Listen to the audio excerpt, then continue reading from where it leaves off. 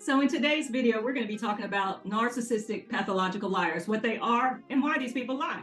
A pathological liar is someone who habitually lies without any apparent benefit. Maybe they do it because they're so good at it, they're used to doing it, and they're getting away with it. So, if you suspect that you know somebody, a narcissist, who is a pathological liar, a narcissist, it's important to be able to recognize the signs. Pathological lying is defined as a mental health condition in which a person chronically lies for no apparent reason. To the outside world, narcissists appear to be charming, successful, and well-adjusted. But beneath that facade, they are master manipulators, and they will do anything to get what they want. So look, one of the most common traits of a narcissist is their propensity for lying. They lie about their accomplishments, their relationships, their financial situation, and even their feelings.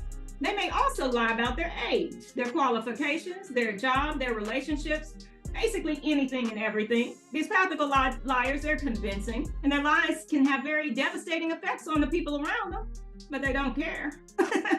Yeah, they don't care. They lie so effortlessly, it's often very difficult for us and for them to keep up with their lies. But we ask ourselves, why do they do it? Why do they keep so much drama going on in their lives? Why does everything have to be so messy? Yeah, so there are a few reasons a narcissist might lie. Straight up, they're pathological liars. And oftentimes these narcissists are raised by authoritative, strict parents. And oftentimes when they were children, they had to create a false persona that would be acceptable and endearing for both, for their parents. In order to avoid punishment and embarrassment. So they had to create this false persona that they kept up since then. So look, low self-esteem and a false sense of self can make people lie. People who lie pathologically want to boost their ego. We know about the narcissist's ego, don't we? How big it is? Yeah, they'll do anything to prop that ego. So they do this by constantly inflating their accomplishments and just kind of painting themselves in a positive light, which makes them feel better about themselves. Yeah, so they also lie to control. They want to control people and control the narrative. That's that smear campaign that they do about other people. They want you to have what they want you to think about other people before you meet them. An act of creating a false sense of self indicates unhappiness. We know already they're happiness haters, so they're unhappy.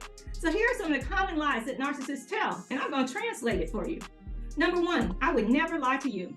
Well, look, that's a lie. That's a lie saying I would never lie to you. Somebody who tells the truth wouldn't have to convince you, right? So number two, he or she is obsessed with me. The narcissist will say, this person is just jealous of what we have. That might be what they tell you. And then they might say, they want me back so desperately. Now, that's a straight up lie. This narcissist is the obsessed one. Yeah, he or she probably, this person that they're talking about just probably got a restraining order on them. So yeah, it's a narcissist that's obsessed. So three, I was hanging out with friends. Well, usually the narcissist is probably busy grooming their primary source of narcissistic supply, which is most likely an old flame or a new victim. They do indeed have lots of friends. Those friends are who are in that harem. Those friends in the harem who worship them and need that special time with them. That part is true. So number four, I am just so busy right now.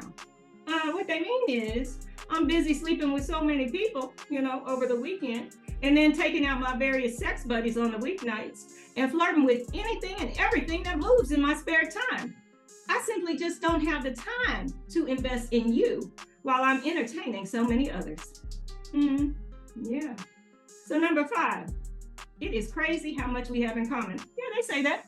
But guess what? It's not crazy at all because it's perfectly planned. These narcissists have been studying you and mirroring you to create your perfect match. So no, it's not a coincidence, not at all. Number six, I miss you and love you. I'm just checking in. Now look, this check-in is after they've been gone for days, months, weeks, years sometimes. You may have just been subjected to one of those notorious silent treatments. Yeah. Or, they may have attempted to make you jealous by showing off their latest catch, fresh from the dating website.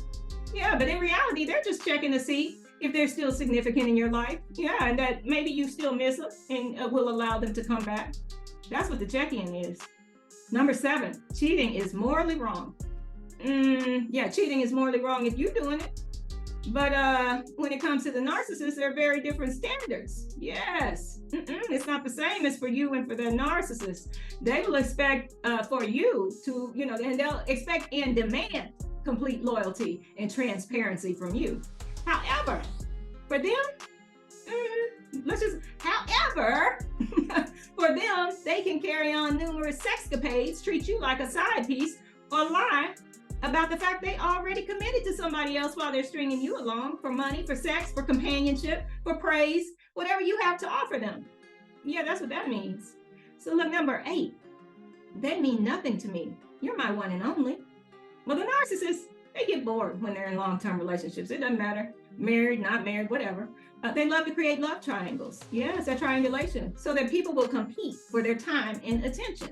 These narcissists love to get the validation and the attention of many, many, many admirers. Number 9, my ex was so dishonest and toxic and cheating, and broke up with me.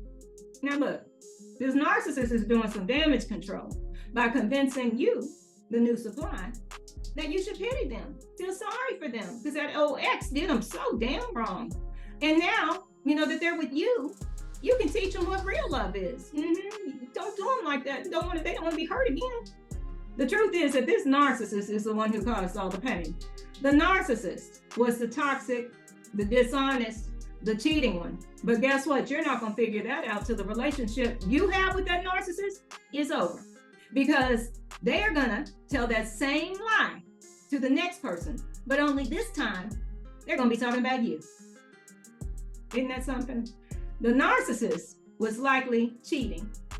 And then they discarded their ex because their ex finally saw behind that old fake mask. Yeah, it was getting down to seeing what was really going on. So number 10, I used to be a player, but now I'm a changed man or woman.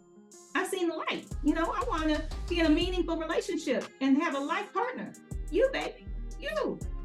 The truth is, it's most likely a lie because it's difficult for these narcissists to change. I'm not saying it could never happen, but what I am saying is it's not likely. Number 11, I'm truly sorry. I really am. And this is not who I am. This is most likely exactly who this narcissist is.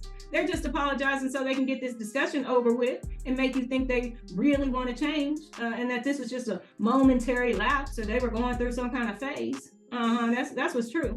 They're pathological liars. They need to be perceived as perfect. Their lies are elaborate, they're convincing, and they'll go to great lengths to maintain that facade of their perfection. They want to manipulate and control others. And if you suspect that someone you're dealing with is a narcissist, you need to know these signs and you need to get professional help because you're dealing with emotional abuse. Like, subscribe, and comment. And don't forget to come back to The Real Deal on MPD with Myra.